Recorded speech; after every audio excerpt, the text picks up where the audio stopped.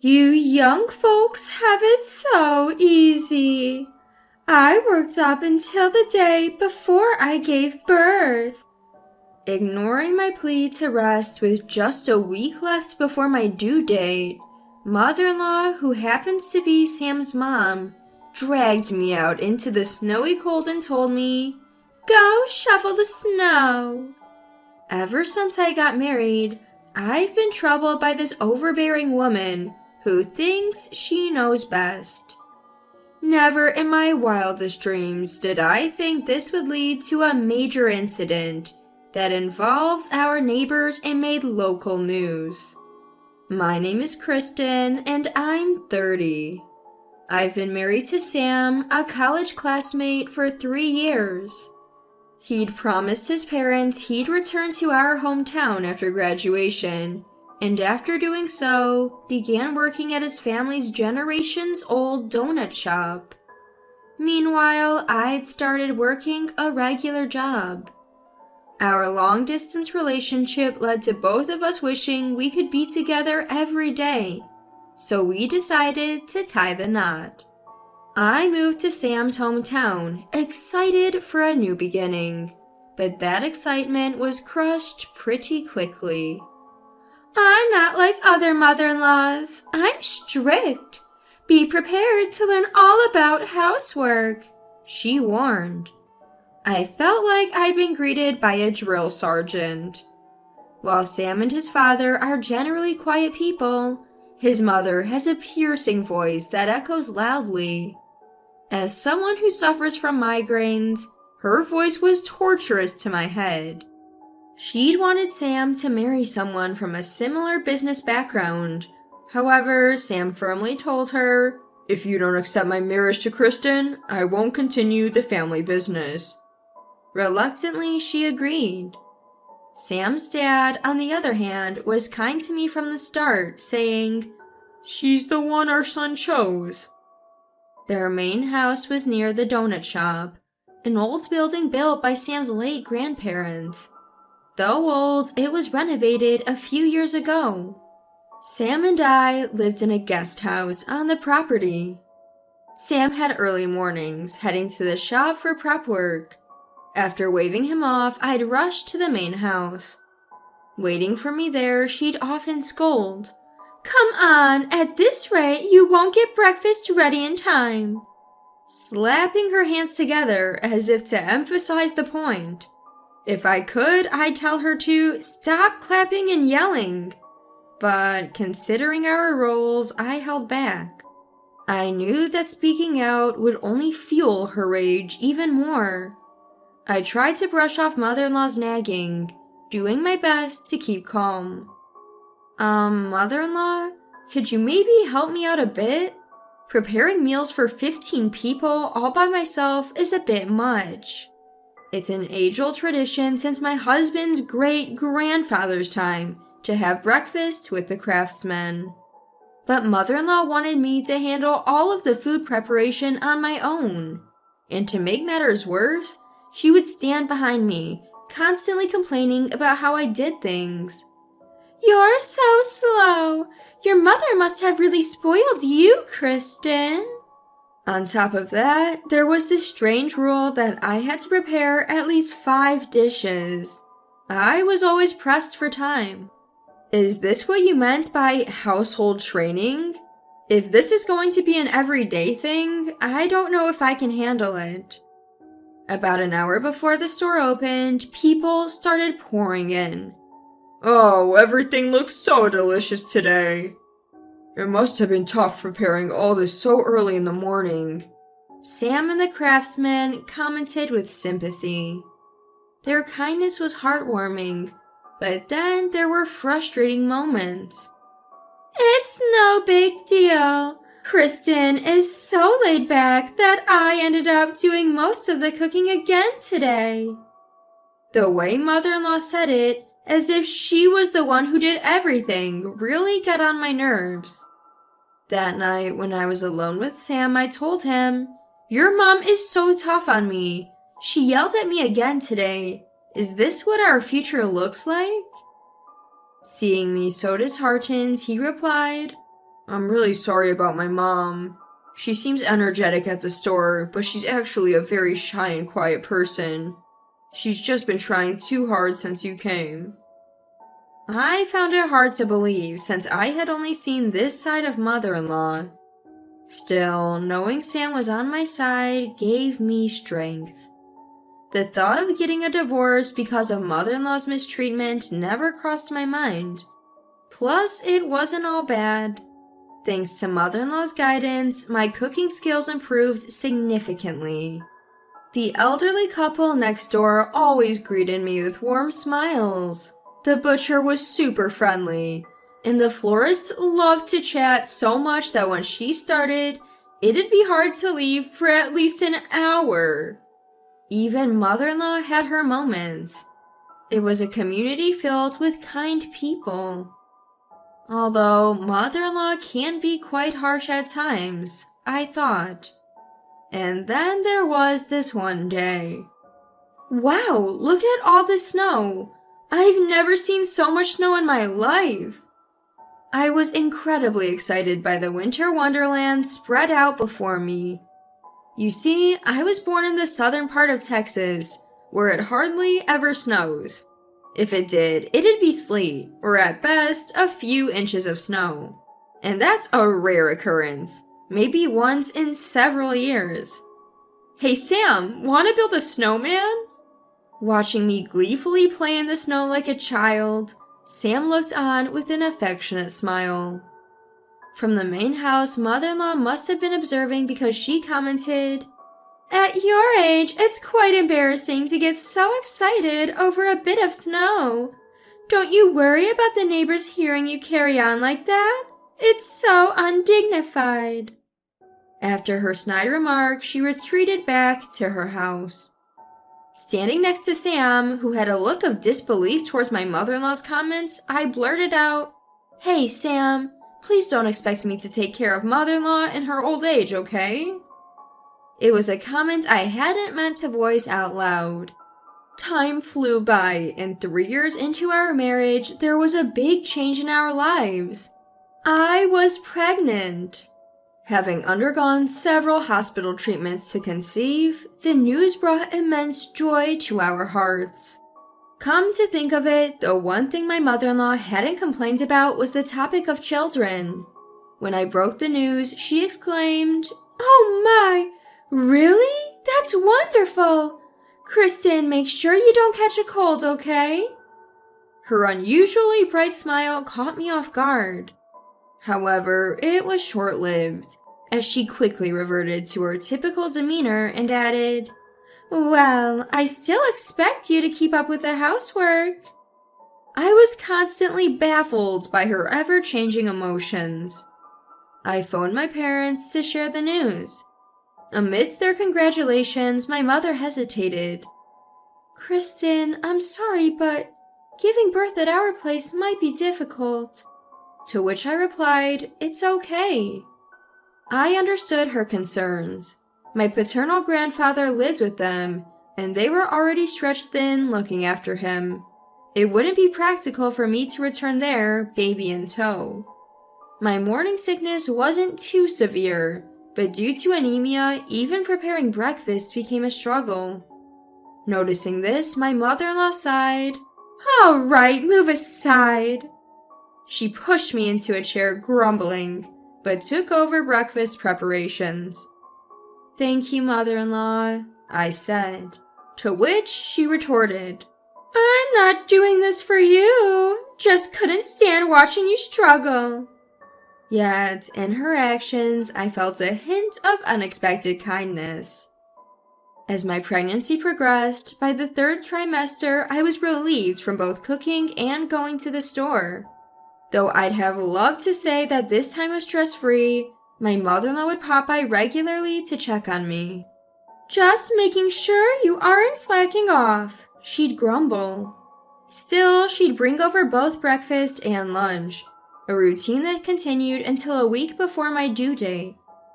"You know, mother-in-law is genuinely kind-hearted," I mused, hoping to bridge the gap between us. She stopped in her tracks, muttered something under her breath that I couldn't catch, and suddenly proposed, "Kristen, let's go shopping now." She was insistent that a little exercise would be good for me and practically dragged me outside. Even when I expressed I want to rest at home, she snapped, "You're so noisy. I worked until the day before I gave birth, you know. Young people these days are so spoiled." She forcefully took the keys from me, locked the door, and commanded, "Wait here, I'm bringing the car." All I want is a break. But then mother-in-law did something unbelievable. As she got into her car, she rolled down the window and declared, "Shovel the snow and do some work. You're not getting back in until you're done." With that, she drove away. Stunned by the unexpected turn of events, I froze for a few seconds before snapping back to reality. Wait, what? No way. I need to get back inside. Reaching into my pocket, I realized the house keys were missing. Recalling that she had taken them, a cold dread washed over me. I couldn't even call for help because I'd left my phone inside. Reluctantly deciding to walk to a nearby donut shop, I felt something wrong with my body. How much time had passed? My returning mother-in-law must have been shocked. An ambulance was parked on our property. Surrounding me were doctors, nurses, and a few neighbors. Sam and my father-in-law rushed over, their faces filled with concern. Above me, voices rang out. Who in their right mind would lock out Kristen, who's about to give birth? I'm so sorry. Mother-in-law apologized as the two of them scolded her. But honestly, I had bigger things on my mind. Frustrated by the noise, I shouted, "Enough! Save the lectures for later." A doctor chimed in, "Please be quiet, she's about to give birth." I had just started walking to the shop when I felt warmth between my legs, realizing immediately that my water had broken. Panicking, I cried out, and an elderly couple from next door came to my aid. A major event was happening nearby, and the ambulance got stuck in traffic. Our neighbor used to be a certified professional midwife, one of them mentioned, and it felt like a miracle when a friend arrived to help. By the time the ambulance arrived, I was fully dilated. By then, Sam and the others had also arrived, and I ended up giving birth at home. Minutes later, our long-awaited child was born, crying heartily. The baby and I were immediately transported by ambulance. A TV crew covering the nearby event happened to pass by our home. That evening, our story titled, "A Local's Miracle Birth," aired for a few minutes on local news. A few days later, someone came to visit me in the hospital. Kristen, With tears on the brink of spilling, mother-in-law stood before me. I gazed at her, then said, "Did you see the baby? She looks just like Sam, a beautiful little girl." Having peeked into the nursery, mother-in-law nodded. "But, I was terrified thinking that she might not have made it. Do you truly understand the gravity of what you did, mother-in-law?" Mother-in-law looked down, saying nothing. "After what happened, I immediately asked my husband for a divorce, but he told me to talk to you, Kristen." "Yes, I requested that both of you speak to me. I have a lot to say to you, mother-in-law." Throughout our calm conversation, mother-in-law's gaze remained lowered. The day after I gave birth, father-in-law and Sam came to apologize. I told them I wanted to speak with mother-in-law. Then I added, "Aren't both of you relying too much on mother-in-law? Please take better care of her." I might have come off a bit preachy to Sam and father-in-law. Father-in-law said he didn't plan on leaving mother-in-law, though he hadn't told mother-in-law yet. When father-in-law shared that after this incident he planned to pass the store on to Sam and leave with mother-in-law, I was taken aback. They told me the final decision was mine. Mother-in-law, my parents, especially my dad, were vibrant and respectful. I was strictly disciplined growing up, which made me resilient. Mother-in-law slightly lifted her face as if asking, "What's this about?" Her eyes were swollen and red, probably from crying. Even with my upbringing, harsh words or passive-aggressive remarks still hurt. I never met Sam's grandmother, but I think you don't need to force yourself to act like her. At my words, mother-in-law suddenly looked up, her eyes wide. In fact, I had realized a while ago that mother-in-law might actually be a kind person at heart. And that's because our town is full of chatty people. People used to say that Carla, right after her marriage, was lively and always smiling like you are now. But the previous owner was quite stern. The one who shared that story with me was the owner of the flower shop. Turns out the donut shop was originally started by Sam's late step-grandmother's parents. Sam's mother, who married the only son of the family, father-in-law, was brought up with strict guidance from them. The late step-grandmother always used to say, "Are you trying to run this store into the ground?" Apparently, Sam's mother struggled for a long time to have a child, and Sam was the child she finally had. When Sam introduced me, a woman from an ordinary family just like her, she was really flustered. "Never let the shop fail." Those words haunted her even after her stepmother passed away. "I was strict with you because I didn't want you to run away, thinking you've had enough of me," she told me. I responded, "That wouldn't happen. I love Sam. But you loved father-in-law too. That's why you're still here, right?" I gave her a little smile, and tears streamed down her face. "The previous owner always told me to show dignity and not to laugh too much.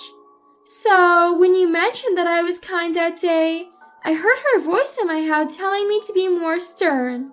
Silly, right?" After thinking for a bit, I said, "I'm not sure what the right way to be an owner is, but as a customer, I'd prefer a smiling face." Mother-in-law with a stern face wasn't bad, but when she smiled upon hearing I was pregnant, she looked wonderful. That's how she should always be. "I have a few requests, mother-in-law. Let's prepare breakfast together. And you don't need to raise your voice. I can hear you just fine. Oh, and I don't like it when you clap your hands, and..." "Wait, there's more, Kristen?" We both burst into laughter. Years later, I still work at the donut shop. "Mother-in-law, how many more omelets should I make?" "Well, Sarah eats a lot, so maybe make 2 more? Could you, dear?" Our daughter Sarah, born from that time, is now 4 years old. Mother-in-law has become more affectionate towards me. Every morning we cook breakfast together cheerfully. What used to be a quiet dining table is now so lively. It's almost too noisy, and even the staff seem happy about it. That day, the reason mother-in-law was late was because she got caught up chatting with the flower shop owner and then got stuck in traffic on her way home. Rumors spread for a while that mother-in-law had kicked me out, but I quickly set things straight. That's not what happened. I just forgot I gave mother-in-law a key. Word spread fast from the florist owner, and any bad talk about mother-in-law disappeared. My father-in-law began spending more time with mother-in-law. He left the store in Sam and the craftsman's hands, and the two of them started going out together more often. People in town began to say, "Carla seems brighter lately, like she's shaken off a bad spirit." New customers flocked in, and business was booming. Every winter, the town is blanketed in snow. "It's piled up again this year. Sarah, are you up for our annual competition?" I say with a grin, and my daughter Sarah responds with determination. "I won't lose." "Oh boy," Sam mutters as he steps outside. Our yearly snowman building contest begins. From the main house, mother-in-law emerges saying, "I'm on Team Sarah." Sarah's words make mother-in-law smile brightly. Maybe I'll just watch, mother-in-law says playfully. To which I respond, Mother-in-law, you can't forget our promise. With a smile I add, and don't worry about me. But Sam, instead of standing there, grab an extra jacket for me. I had made a request to mother-in-law at the hospital after that fateful day. When Sarah grows up, I want you to make snowmen with her. I hope you'll be the kind and loving grandmother I know you can be. I remember how she had cried hearing those words. Now I'm expecting our second child. We recently found out it's a boy, and Sarah will soon have a little brother. Every day, Sarah lovingly strokes my belly, impatiently asking, "Is it time yet?" I'm sure she'll be a great big sister. I don't plan on going back to my hometown for the delivery this time. After Sarah was born, mother-in-law often supported me with child rearing during her breaks from work. She's already looking forward to the arrival of the newborn, saying, "It's been a while, I can't wait." She's become a second mother to me, someone I deeply rely on.